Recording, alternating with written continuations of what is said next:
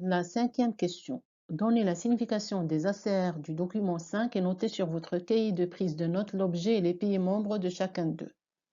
Alors nous avons l'Union européenne, Accord de libre-échange nord-américain, Association des nations de l'Asie du Sud, la Communauté andine, Marché commun du Sud, Union économique et monétaire ouest-africaine, Communauté de développement de l'Afrique australe, Communauté économique des États de l'Afrique de l'Ouest, Marché commun de l'Afrique orientale et australe, Communauté économique et monétaire de l'Afrique centrale.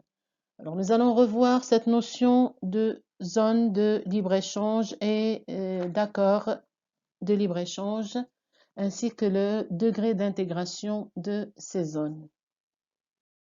Dernière question. Sur la base des documents, bien sûr, étudiés, caractériser le commerce international.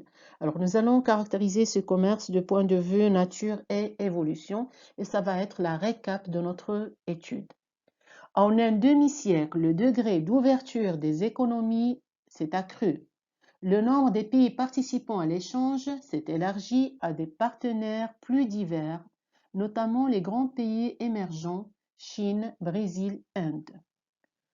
Au cours des 10 dernières années, les économies en développement ont été les plus dynamiques, avec des améliorations significatives dans leur classement parmi les principaux exportateurs et importateurs mondiaux. La part des produits manufacturés a augmenté, alors que celle des produits de base, miniers et agricoles, a régressé, et les échanges de services ont fortement progressé. La cartographie des échanges commerciaux montre, d'une part, l'importance du commerce entre les pôles de la triade Amérique du Nord, Europe occidentale, Asie.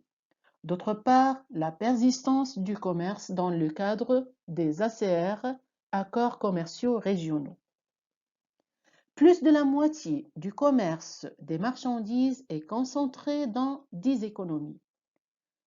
Les échanges intra-branches, c'est-à-dire échanges croisés de produits appartenant à la même branche productive, se sont fortement développés. Cette évolution est accompagnée d'une forte diminution des coûts de transport des marchandises et des communications du fait d'innovations importantes dans ce secteur. Ainsi, notre premier point du troisième chapitre prend fin. Je vous remercie de votre attention.